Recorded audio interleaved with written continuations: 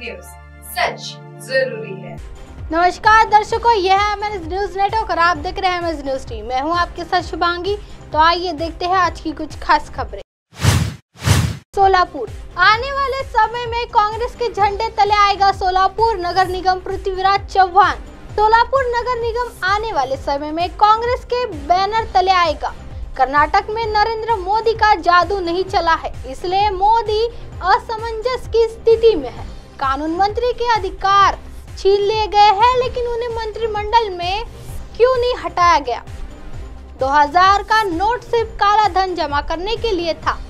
हमारी अर्थव्यवस्था अभी पोस्ट कोविड के बाहर नहीं आई है। नरेंद्र मोदी इसका जवाब सांप्रदायिक दंगे से ही दे रहे हैं।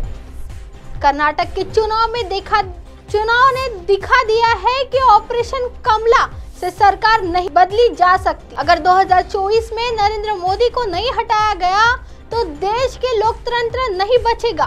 नरेंद्र मोदी केवल बड़ी बड़ी मूर्तियां, बड़ी बड़ी इमारतें खड़ी कर रहे हैं, लेकिन देश का युवा बेरोजगार है।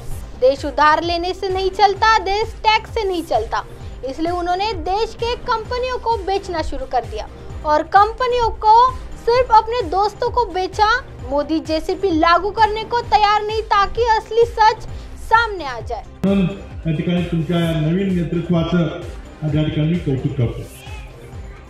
देशात वातावरण बदलायला लागले। आपण कर्नाटकच्या निवडणुकीमध्ये पाहिलं, नरेंद्र मोदींनी शेवटच्या 8-15 दिवसामध्ये आपली जादू पुन्हा चालवायचा प्रयत्न केला।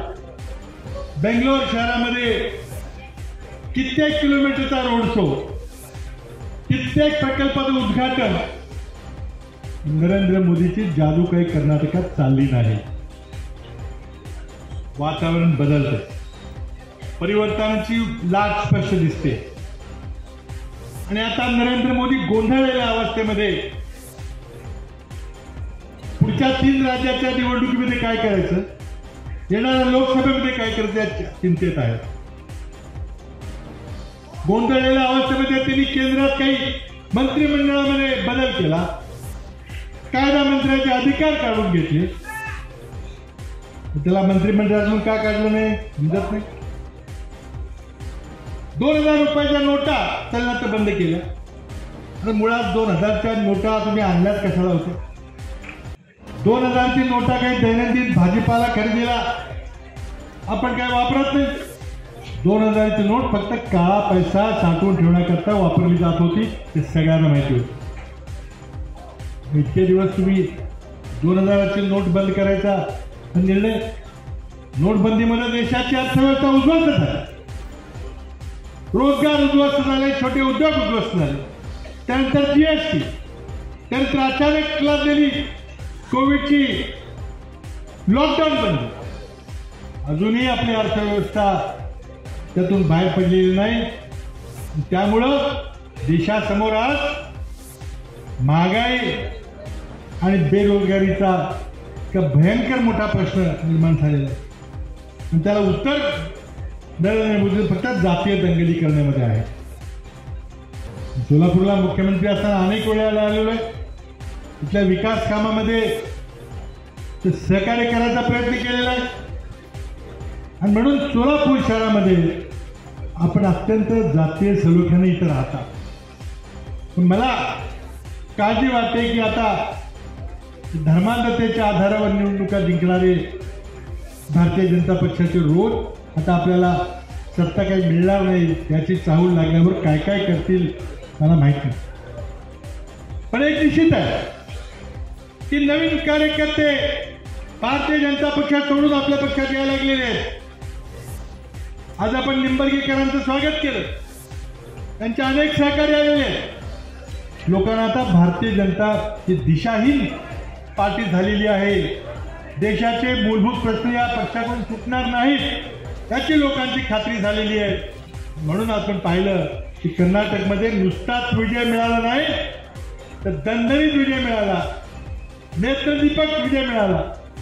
आता ऑपरेशन कमला करून काही 4-2 आमदारांना राजीनामा देऊन सरकार बदलता येणार नाही। 2018 मध्ये बदललं, मध्य प्रदेशमध्ये बदललं, आता ते चालणार नाही।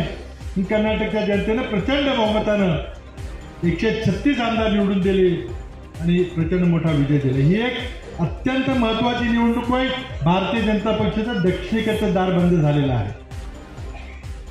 आता येणाऱ्या काही दिवसामध्ये 3 राज्यामध्ये विधानसभेच्या निवडणुका, तिन्ही राज्याच्या विधानसभा निवडणुका आपण 2018 मध्ये जिंकलो होतो. 2 राज्य अजून आपल्याकडे, पण मध्य प्रदेशचं राज्य तिने अशाच प्रकारे भागगडी करून पाडलं. लोक पुन्हा त्या 3 राज्यामध्ये काँग्रेसला विजय केल्याशिवाय राहणार नाही. मग मे 2014 साली लोकसभेची ही निर्णायक लढाई. मित्रांनो, या 2014च्या निवडणुकीमध्ये आपण नरेंद्र मोदीला घालवलं नाही तर या देशात लोकशाही राहणार नाही. त्या देशात हुकुमशाहीची वाटचाल आपण रोज पाहतोय. आज दिल्ली. आइए बढ़ते हैं अगली खबर की तरफ। जलगांव चोपड़ा में किसान सहकारी क्रय विक्रय संघ के चुनाव में 5 प्रत्याशियों की जीत हुई। Chopra farms cooperative buying and selling association ने कल मतदान किया। आज अग्रसर भवन में मतगणना हुई, जहां 5 सीटों के लिए 11 प्रत्याशी मैदान में थे। 15 सीटों के लिए हुए इस चुनाव में शेतकरी पैनल ने 5 में से 5 सीटों पर जीत हासिल की है। 5 सीटों के लिए चुनाव हुए 5 सीटों पर किसान पैनल के उम्मीदवार जीते, तो 15 में से 15 सीटों पर किसान पैनल के उम्मीदवार जीते। किसान पैनल के नेतृत्व में पूर्व विधायक कैलाश पाटिल, घनश्याम अग्रवाल, कांग्रेस के पूर्व जिला अध्यक्ष, पूर्व विधानसभा अध्यक्ष के मार्गदर्शन में एनसीपी और कांग्रेस के नेतृत्व वाले किसान पैनल का गठन किया गया और उन गुजराती किसान पैनल के खिलाफ 5 निर्दलीय सीटों के लिए कल मतदान हुआ था। शेतकरी पैनल की 5 सीटों पर जीत हासिल करने के बाद आज उनके मतों की गिनती की गई। कार्यकर्ताओं ने पटाखे फोड़ कर और ढोल नगाड़े बजाकर जीत का जश्न मनाया। एकच सिद्ध होतं की तालुक्यामध्ये सर्व राष्ट्रवादीची ताकद आजही आहे, कायम राहील। त्या दृष्टिकोनातून लोकांनी पॅनल टू पॅनल मतदान करून या ठिकाणी कुठलाही जातीवाद न करताना संपूर्ण पॅनलला फार मोठ्या प्रकारे निवडून दिलेलं आहे। त्याबद्दल जनतेचे आम्ही जाहीर आभार मानतो। आइए बढ़ते हैं अगली खबर की तरफ। नागपुर एनसीपी के बाद अब उद्धव गुट में उठी इस नेता को भावी सीएम बनाने की मांग। नागपुर में लगे पोस्टर। आदित्य ठाकरे आज नागपुर के दौरे पर है। कोराडी थर्मल पावर प्लांट के लिए महानिर्मित द्वारा चिन्हित नंदगांव में राख तालाब स्थल पहुंच जाएंगे। कुछ दिनों पहले देखा गया था कि जिले में अजित पवार और सुप्रिया सुले को भावी मुख्यमंत्री के रूप में बैनर लगाए गए थे।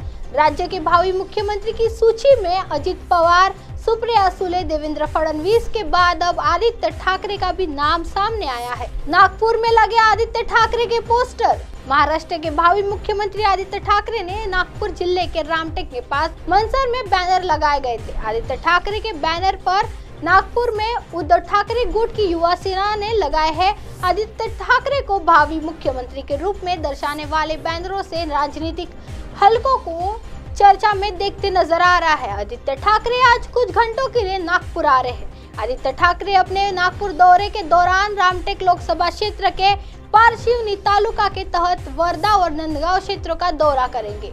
कोयला उद्योग से होने वाले प्रदूषण और फसल को हुई नुकसान को लेकर वर्धा में किसानों में से मिलेंगे। नंदगांव क्षेत्र में थर्मल पावर प्लांट की राख को स्टोर करने के लिए महामित्री द्वारा चुनी गई जगह पर स्थानीय लोगों के विरोध के कारण आदित्य ठाकरे नंदगांव क्षेत्र में स्थानीय ग्रामीणों से भी मिलने जा रहे हैं। बता दें कि इससे पहले महाराष्ट्र में एनसीपी की तरफ से कई नेताओं के पोस्टर लग चुके थे, जिनमें इन्हें महाराष्ट्र से भावी सीएम के रूप में दिखा गया था। एनसीपी नेता सुप्रिया सुले और अजित पवार के पोस्टर भी लग चुके हैं। यही नहीं, बीजेपी नेता देवेंद्र फडणवीस को लेकर भी भावी सीएम के पोस्टर लगे थे।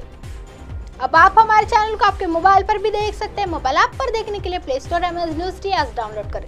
इंस्टा, ट्विटर, हाईकोक, फेसबुक और कई सोशल मीडिया के प्लेटफॉर्म पर हमारा चैनल उपलब्ध है। आप इसे यूट्यूब पर भी देख सकते हैं। आप हमारे चैनल को लाइव भी देख सकते हैं www.msnewstv.com पर। फिलहाल वक्त चला दर्शकों ब्रेक से लौटने के बाद देखिएगा देश और दुनिया की तमाम खबरें। बने रहिए MS न्यूज टीवी पर। नमस्कार।